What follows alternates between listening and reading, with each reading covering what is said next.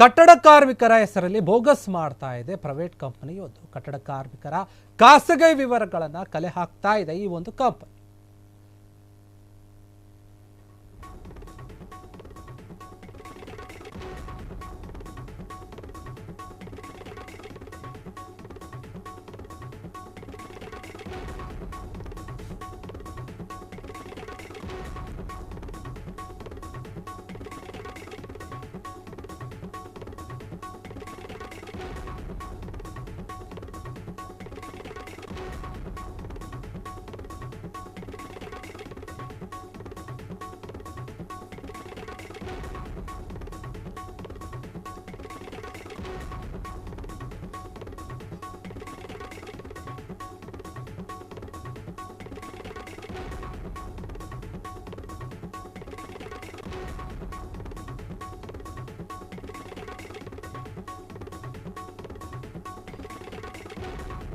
ಕಟ್ಟಡ ಕಾರ್ಮಿಕರ ಒಂದು ಖಾಸಗಿ ವಿವರಗಳನ್ನು ಕಲೆ ಹಾಕ್ತಾ ಇದೆ ಖಾಸಗಿ ಕಂಪನಿಯೊಂದು. ಇದರಿಂದ ಬೋಗಸ್ ಮಾಡ್ತಾ ಇದ್ದಾರೆ.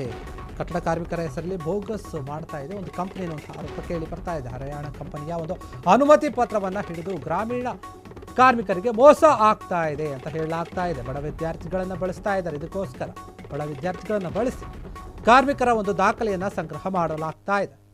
ಕಾರ್ಮಿಕ ಇಲಾಖೆಯ ಒಂದು ಅನುಮತಿ ಪತ್ರವನ್ನು ಪಡೆದ ಆರೋಪ ಕೇಳಿ ಬರ್ತಾ ಇದೆ ಈ ಒಂದು ವಿಚಾರದಲ್ಲಿ. ಇನ್ನು ಈ ಬಗ್ಗೆ ಕೇಳಿದರೆ ಉಡಾಫೆ ಉತ್ತರವನ್ನು ಕೊಡ್ತಾ ಇದ್ದಾರೆ.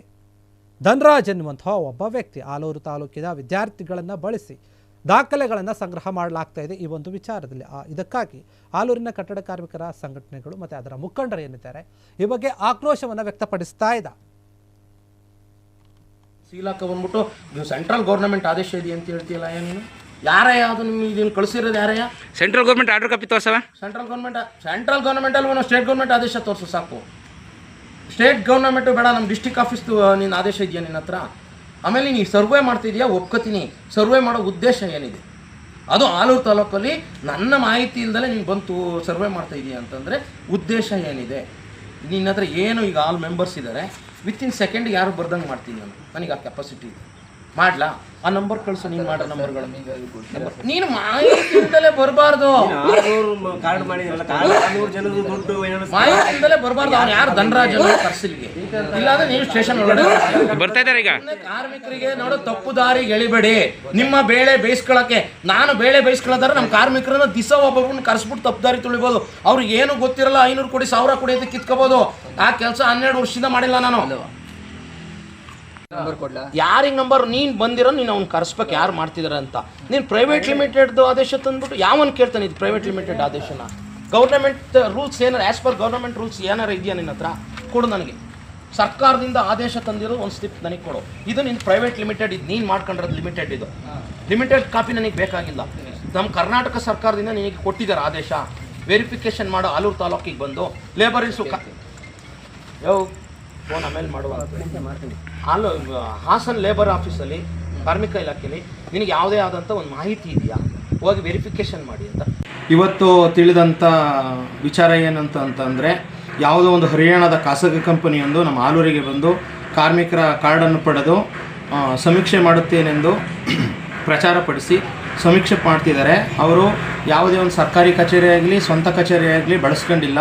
ಅವರು ಒಂದು ಜನನಿಬಿಡ ಪ್ರದೇಶ ಆದಂಥ ಸ್ಟೇಡಿಯಂನಲ್ಲಿ ಯಾವುದೋ ಒಂದು ಮೂಲೆಯಲ್ಲಿ ಕೂತ್ಕೊಂಡು ಕಾರ್ಮಿಕರನ್ನ ಬರೋಕ್ಕೆ ಹೇಳ್ಕೊಂಡು ಅವರಿಗೆ ಯಾವುದೇ ಆದಂಥ ಮಾಹಿತಿ ಆಗಲಿ ಅಥವಾ ಕೇಂದ್ರ ಸರ್ಕಾರ ಆಗಲಿ ರಾಜ್ಯ ಸರ್ಕಾರ ಆಗಲಿ ನಮ್ಮ ಜಿಲ್ಲಾ ಕಚೇರಿಯಿಂದ ಆಗಲಿ ಯಾವುದೇ ಒಂದು ನಮ್ಮ ಆದೇಶ ಇರುವಂಥ ಒಂದು ಪತ್ರವನ್ನಾಗಲಿ ತರದೆ ಮಾಹಿತಿ ತಪ್ಪಾಗಿ ತಿಳಿಸಿ ಅವ್ರ ಹತ್ರ ಕಾರ್ಮಿಕರ ಕಾರ್ಡನ್ನು ಪಡೆದು ಕೆಲವನ್ನ ಆನ್ಲೈನ್ ಮೂಲಕ ಎಂಟ್ರಿ ಮಾಡ್ತಿದ್ದಾರೆ. ದಯವಿಟ್ಟು ಮಾಹಿತಿ ಇಲ್ದಲೇ ನಮ್ಮ ಯಾವ ಕಾರ್ಮಿಕರು ಯಾರೇ ಫೋನ್ ಮಾಡಿದ್ರು ವಿಚಾರ ಗೊತ್ತಿಲ್ಲದಲೇ ನಿಮಗೆ ಅಂತ ನಾನಿದ್ದೀನಿ, ಇಲ್ಲ ಹಾಸನದಲ್ಲಿ ಕಾರ್ಮಿಕ ಇಲಾಖೆ ಇದೆ, ಅವ್ರನ್ನ ಸಂಪರ್ಕ ಮಾಡಿ. ದಯವಿಟ್ಟು ಸಂಪರ್ಕ ಮಾಡಿ ವಿಚಾರ ತಿಳ್ಕೊಂಡು ನಿಮ್ಮ ಕಾರ್ಡ್ಗಳನ್ನ ತಲುಪಿಸಿ.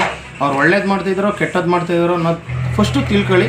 ಅದಾದ ನಂತರದ ದಿನಗಳಲ್ಲಿ ನೀವು ನಿಮ್ಮ ಕಾರ್ಡ್ನ ಅವರಿಗೆ ಸರೆಂಡರ್ ಮಾಡೋದು ಇಲ್ಲ ಮಾಡದೇ ಇರೋದು ಯೋಚನೆ ಮಾಡಿ. ಈಗ ಇವತ್ತು ಆಗಿರೋದಕ್ಕೆ ತಾವು ಭೇಟಿ ಕೊಟ್ಟಿದ್ದೀರಾ ಸರ್ ಸ್ಥಳಕ್ಕೆ? ಭೇಟಿ ಕೊಟ್ಟು ಅವ್ರನ್ನ ವಿಚಾರಣೆ ಮಾಡಿದಾಗ ಅವ್ರು ಯಾವುದೋ ಒಂದು ಖಾಸಗಿ ಕಂಪ್ನಿದೊಂದು ಸೀಲ್ ಮುಖಾಂತರ ನಮಗೆ ತೋರಿಸ್ತಾರೆ. ನಮಗೆ ಸರ್ಕಾರದ ಆದೇಶಕ್ಕೆ ಪತ್ರ ಕೊಡಿ ಅಂತಂದರೆ ನಿಮಗೆ ಯಾಕೆ ಕೊಡಬೇಕು ಹಂಗೆ ಹಿಂಗೆ ಅಂತ ಉಲ್ಟಾ ಸೀತಾ ಮಾತಾಡಿ ನಾವು ಯಾವಾಗ ಪೊಲೀಸ್ನವರಿಗೆ ಕರೆ ಮಾಡ್ತೀವಿ ಅಂತ ಹೇಳಿದಂಥ ಸಂದರ್ಭದಲ್ಲಿ ಕೇಂದ್ರ ಸರ್ಕಾರ ರಾಜ್ಯ ಸರ್ಕಾರದಿಂದ ಇರೋ ಆದೇಶನ ಕೊಟ್ಟಿದ್ದಾರೆ. ರಾಜ್ಯ ಸರ್ಕಾರದಿಂದ ಆದೇಶದಲ್ಲಿ ಏನಂತ ಹೇಳಿದೆ ಅಂದರೆ ಸ್ಥಳೀಯ ಕಾರ್ಮಿಕ ಇಲಾಖೆಗೆ ಹೋಗಿ ನೀವು ಅಲ್ಲಿಂದ ಪರ್ಮಿಷನ್ ತಗೊಂಡು ಅದಾದ ನಂತರದಲ್ಲಿ ಮಾಹಿತಿ ತಗೋಬೇಕು, ಸಂಗ್ರಹಿಸಬೇಕು ಅಂತೇಳಿ ಆದೇಶದಲ್ಲೇ ಇದೆ. ಅದು ನಾವು ಯಾವುದೂ ಮಾಡಿಲ್ಲ, ನಮ್ಗೆ ಯಾವುದೂ ತೋರಿಸಿಲ್ಲ. ಯಾವಾಗ ನಾವು ಸಂಘಟನೆಯಿಂದ ಅವ್ರನ್ನ ವಿರೋಧ ಮಾಡಿದಾಗ ಆ ಒಂದು ಆದೇಶ ನಮ್ಗೆ ಕಸ್ಕೊಟ್ಟಿರ್ತಾರೆ. ಆ ಆದೇಶದಲ್ಲಿ ಏನಾಗಿದೆ ಅಂತಂದರೆ ನಮ್ಮ ಜಿಲ್ಲಾ ಕಚೇರಿನಲ್ಲಿ ಅವ್ರು ಹೋಗಿ ಜಿಲ್ಲಾ ಕಚೇರಿನಲ್ಲಿ ಮಾತಾಡೋಂಗಿಲ್ಲ, ಮತ್ತು ಜಿಲ್ಲಾ ಕಚೇರಿನಲ್ಲಿ ಯಾವುದೇ ಆದಂಥ ಒಂದು ಲಿಖಿತ ರೂಪದಲ್ಲೇ ಆಗಲಿ ಇದರ ಆದೇಶ ರೂಪದಲ್ಲಿ ಆಗಲಿ ಯಾವುದೂ ತೊಗೊಳ್ಳೋದಲ್ಲೇ ಇಲ್ಲಿ ಬಂದು ಕಾರ್ಮಿಕರಿಗೆ ತಪ್ಪು ಮಾಹಿತಿ ಕೊಡ್ತಿದ್ದಾರೆ. ಇಲ್ಲಿ ಧನರಾಜ್ ಅನ್ನೋ ಒಬ್ಬ ವ್ಯಕ್ತಿ ಹೆಸರು ಕೇಳಿಬರ್ತಾ ಇದೆ. ಅವ್ನು ಯಾರು ಅಥವಾ ಅವನು ಏನು ಅಂತ ಏನಾದ್ರು ನೋಡಿದ್ರಾ ಸರ್? ಅವರು ಧನರಾಜನ್ ಅವರು ಯಾವುದೋ ಹರಿಯಾಣದ ಒಂದು ಖಾಸಗಿ ಕಂಪ್ನಿನ ವ್ಯವಸ್ಥಾಪಕರು ಇರ್ಬೋದು, ಪೂರ್ತಿ ಮಾಹಿತಿ ನಮ್ಗೆ ಬಂದಿಲ್ಲ. ಅವರು ಇಲ್ಲಿಯವರೆಲ್ಲ ಬಿಜಾಪುರದವರು. ಫೋನ್ ಮುಖಾಂತರ ಇಲ್ಲಿ ಬಡ ವಿದ್ಯಾರ್ಥಿಗಳು ಪಾಪ ಕ್ಷಣ ಕ್ಷಣದ ಸುದ್ದಿಗಳಿಗಾಗಿ ಫ್ರೀಡಂ ಟಿವಿ ಸಬ್ಸ್ಕ್ರೈಬ್ ಮಾಡಿ, ಲೈಕ್ ಮಾಡಿ ಹಾಗೂ ಫಾಲೋ ಮಾಡಿ. ಹೊಸ ಸುದ್ದಿಗಳ ನೋಟಿಫಿಕೇಶನ್ಗಾಗಿ ಬೆಲ್ ಐಕಾನ್ ಮೇಲೆ ಕ್ಲಿಕ್ ಮಾಡಿ.